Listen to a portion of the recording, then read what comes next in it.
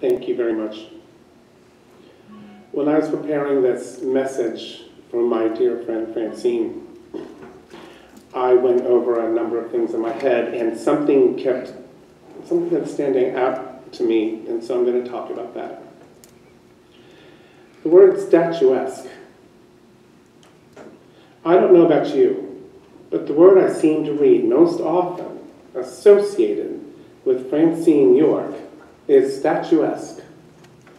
Prior to last week's shocking news, statuesque would be used to describe the unsinkable Ms. York in run-ups to her many interviews.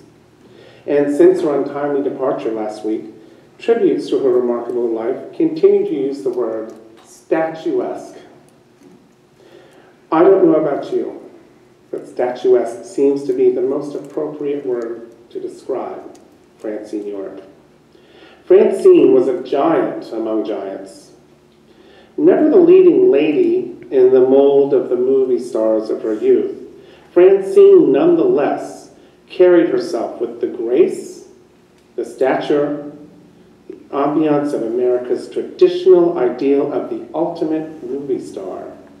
She was, in short, statuesque. Long ago, I got used to the thrill of being on Francine's arm when we flitted to parties and restaurants and dinners and events. The thrill would actually come in threes. First, just entering a place would draw stares and awes and whispers about the beautiful woman who entered the room. Then the thrill would continue as the staff tripped over themselves to ensure that Ms. York would be given preferential treatment at the best table in the restaurant with the best views. And finally, when she would excuse herself to the restroom, throngs of fans would rush over to me and whisper things like, "She's famous, isn't she?" And "I know I've seen her somewhere." My responses would be to probe just a bit about where they were remembering her from. And that way, in a few short words, I could build on the legend that these fans had in their heads so that he or she went away knowing they were in on a very private and special secret of seeing one of their favorite stars up close and personal. She was statuesque. How else do you describe someone who, in the face of more rejection than successes in her drive to obtain roles, never lost her composure and never lost her confidence?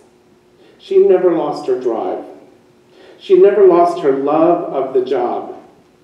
And above all, never, not once, not even in her least pleasant hours, did she lose her love and respect for the fans responsible for her rise to success to begin with. Statuesque. It takes a great deal of luck to get that lucky break and jump to the top in Hollywood. And more often than not, those who don't pay their dues on the way up fall faster and harder on the way back. Francine never took her success for granted. She knew at a young age, back in Minnesota, that she was someone special and that she was someone destined for a great life. She often felt the hand of destiny when she would describe her life, from surviving a near-fatal swimming pool drowning around the age of 10, to finding herself face to face with the right person at the right time, at the right place as she built her career. She could have, on more than one occasion, taken that lucky break, but she chose instead to let her talent and her work speak for her, not her irresistible attraction that powerful men were drawn to. Statuesque. She was a beautiful woman whose career paralleled at a time when it was impossible to become a celebrity for the sake of being a celebrity, like we have with reality TV today. Like her home state politician, Hubert H. Humphrey, who rose to the vice presidency of the United States and came this close to defeating Richard Nixon in 1968 in the presidential contest, wrote to her. She, like he, was from Minnesota, and he praised her work ethic that only someone in a second-generation immigrant family could learn. And Vice President Humphrey also wrote in a personal letter of appreciation that as her career took off, he praised her for honoring her beloved Minnesota with such grace, talent, and dignity. And that, my friends, is statuesque. Francine was no saint. Who of us is? But to my knowledge, she never sold out. Any relationships she had with the powerful, and you can read about this in her own words when her biography is ultimately printed, were consensual and definitely on Francine's terms. Nobody called the shots for Francine. In films, Elvis taught her how to shoot a bow and arrow. Jerry Lewis took her along on 6 of his rowdy romps in the movies.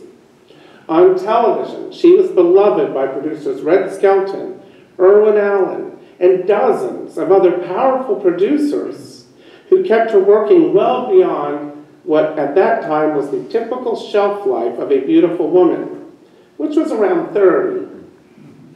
Many expected this former Miss Minnesota to be considered too old to work beyond her early 30s.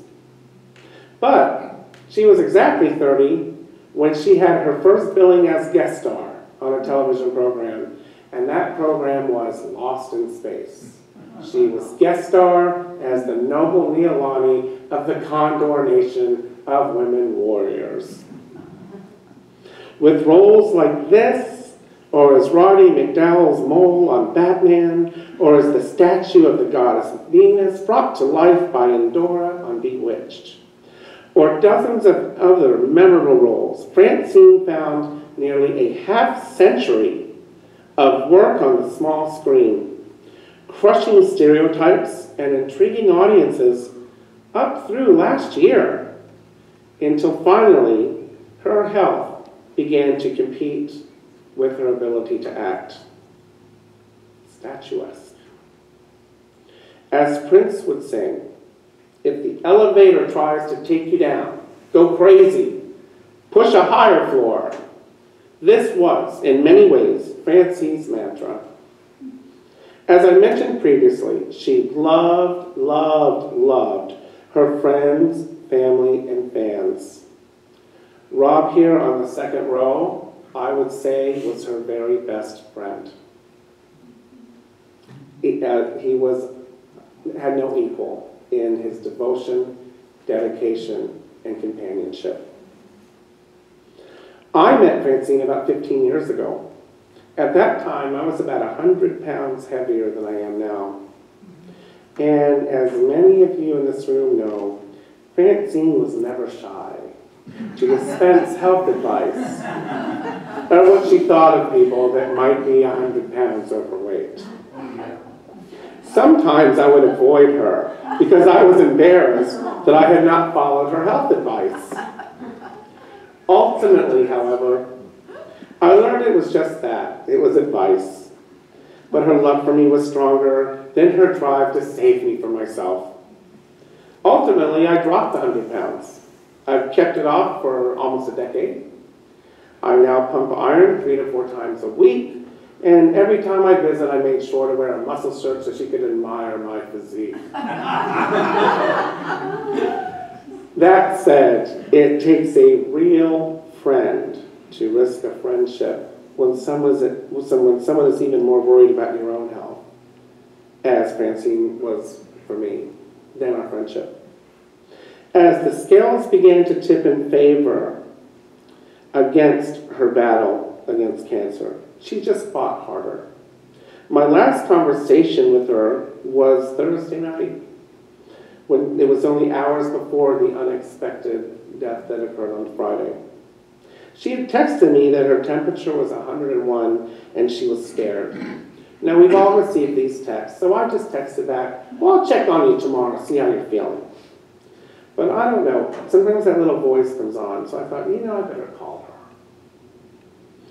So I gave her a ring. We talked for about 45 minutes. And even though the call was supposed to be about her, it quickly turned into being about me and my personal dilemma, having just been laid off as of January 1st from a job of 6 years so that 2 Brazilian people could have my job in Brazil.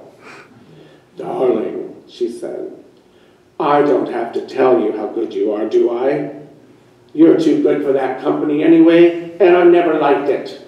I'm like, okay, but how are you feeling? So, at the risk of sounding corny, Francine, then as always, was the wind beneath my wings.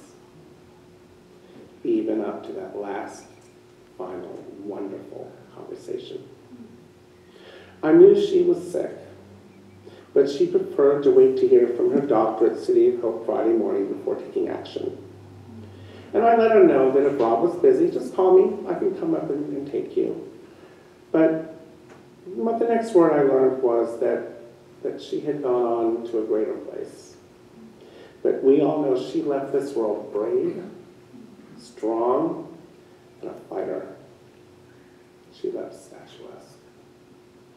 So let us all take a moment to remember our statuesque friend and family member, Francine York. Statuesque because she always knew who she wanted to be and accepted nothing less. Statuesque because she was a risk taker who refused to compromise her morals and her Minnesota upbringing. Statuesque because she was the perfect villain, the perfect girlfriend, the perfect woman of mystery, the perfect character in any role in which she was cast.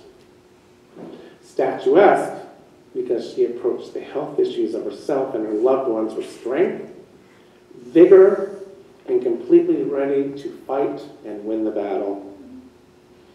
And statuesque because she was never too good for her fans. Statuesque because she did have the beauty of Venus, and yet she also had a heart of gold.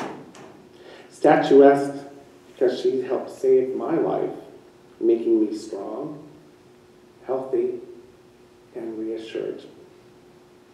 And statuesque because she truly was a giant among giants. So in closing, I say God bless you, Francine York, my friend, my sister, my confidant. We did gossip an awful lot.